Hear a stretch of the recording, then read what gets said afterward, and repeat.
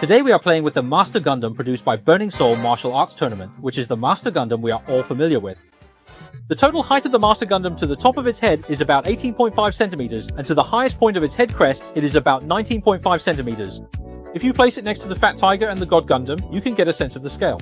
The appearance of this Burning Soul Master Gundam is a heavily modified version based on the original Master Gundam. You can see that the simple outer armor from the original design has now been outlined with a large amount of mechanical detail and color separation, adding a sense of heft and emphasizing its modified nature. The overall elements still have that familiar feel, but it's just a bit different. You could also think of it as a modification similar to the MB or RG style. As for whether it looks good or not, that's for all of you watching to decide. In terms of the model's performance, it uses alloy materials for all the important joints. Thanks to the support of the alloy frame, its individual weight reaches 395 grams, which is quite close to the specifications of an MB Gundam. Finally, there's the overall outer armor, which is formed into its current appearance through simple layering.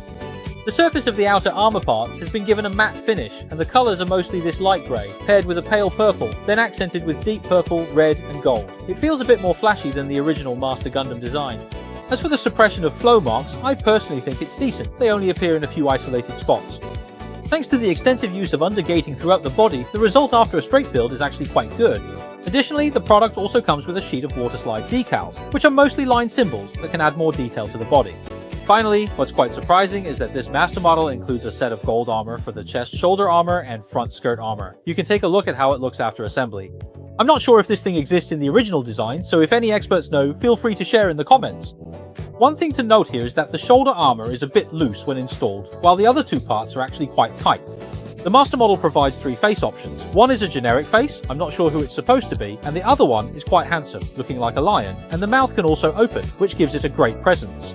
And for the antenna, there's also an alternative one provided. If you're wondering why I didn't install it, it's because this red painted part goes on quite smoothly, but once you try to take it off, it's very difficult to remove. Since I feel like we're playing with the master version, I'll stick with the original face. Okay, let's go ahead and play with it. The head can rotate left and right over a wide range, and with the neck it has a certain degree of tilt. This is its maximum upward range, and the downward range is quite good. The neck here is also independently articulated. The head features a magnetic eye light. Touching it activates the illumination of the eyes and the monitor. The shoulders can be pulled outward as a whole. Once pulled out, it unlocks a very wide range of forward movement, though it does look a bit awkward when viewed from the back.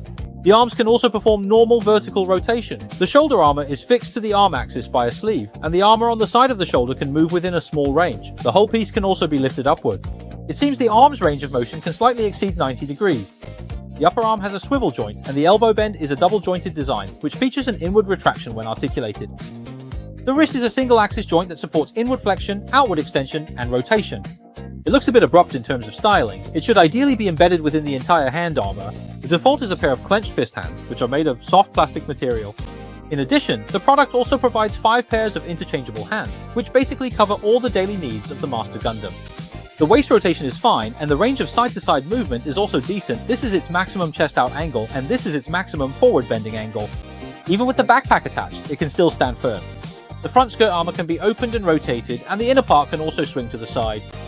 The side skirt armor is also divided into multiple pieces, which can be independently deployed and rotated backward, and the whole assembly is connected to the axis of the front skirt armor. This is the maximum backward movement angle for the front and side skirt armor. The rear skirt armor is a separate axle type part. Regarding the crotch, it uses a drop-down joint with very dense gear teeth inside, so it can be fixed in place notch by notch. This is its maximum forward kick angle, maximum backward kick angle, and maximum side kick angle. Then it also has an adduction joint set on the inner side of the thigh. Although it's not very aesthetically pleasing in terms of design, having this section can really add points when posing. The thigh can rotate horizontally, and the knee bending is a 2-stage design. It's a bit of a pity that there's no linkage reaction when moving. The ankle armor supports upward and downward movement, and the blade part in front of the ankle armor can be adjusted in angle up and down. As for the entire foot, it can achieve a wide range of rotation, including upward and downward movement. The usability of the forefoot is also quite ideal, and there is a bit of lateral grounding, but the angle is not large enough. After playing around with it, for the main body, the tightness of all the joints is actually quite good. Next, let's take a look at its cape, or rather, its backpack. The backpack connects directly to the back via this long straight peg, which provides excellent stability and won't come loose. Then for the 2 wing-like armor pieces, the base is a swivel joint, which allows for movement. The material for this part is POM, polyoxymethylene, so the support is quite good. Unfolding the entire battle cape, this is the effect after it's fully expanded. The red armor piece here has an independent rotation function, and for this part here, it can also move independently. On the outer side, there's another palm swivel joint here. Combined with the upward flipping articulation, it allows the cape to be raised horizontally by 90 degrees. Moving to the middle section, it's divided into two hinged joints, allowing it to swing freely. The top of the outer side also features a swivel joint, allowing the entire armor piece to fold inward, which also lets us see the details inside the armor. As for the red armor at the bottom, it is articulated. The outer armor uses a swivel joint, which first allows for diagonal adjustments up and down, and then a hinge joint in the middle section allows for side-to-side swinging. Because they are palm joints, the sound is a bit loud, but the tightness is impeccable. To fasten the cape, you need to use two separate pieces that fit into the grooves. In this configuration, we can achieve the Master's defensive stance, or what you might call his everyday look. If you find it obtrusive, you can also detach it, which will make the edges look much cleaner. Next, let's take a look at the accessories provided. What's shown here is the beam rifle. You can hold this end, and the other end can control the machine as if it's being entangled. This part can be opened and closed. The other one is the effect part with a forearm crusher. Detach the forearm like this, and then we can install the effect part. Now, one thing to note here is that the effect part is very tight when installed, so it can be a bit difficult to pull off when you want to remove it. You can apply a small amount of Vaseline here to help. Finally, for the other part, we need to remove this titanium colored piece embedded inside, like this, and then we can connect it with the effect part to complete the assembly. Next, it also comes with the dark finger effect part. The way to wear it is the same as before, but you remove the piece at the end and use the spare wrist joint to plug it in directly. Then, by pairing it with the corresponding hand part, you can complete the dark finger pose.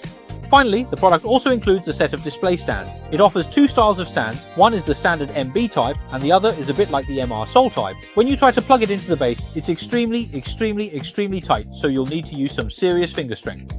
Secondly, there is a storage function underneath this cover plate. When you have the stand installed and want to open it, it gets locked. To open it, you have to lift the entire stand up first. Only then can you unlock the cover plate. Okay, so that covers everything for this master figure produced by Burning Soul Martial Arts Tournament.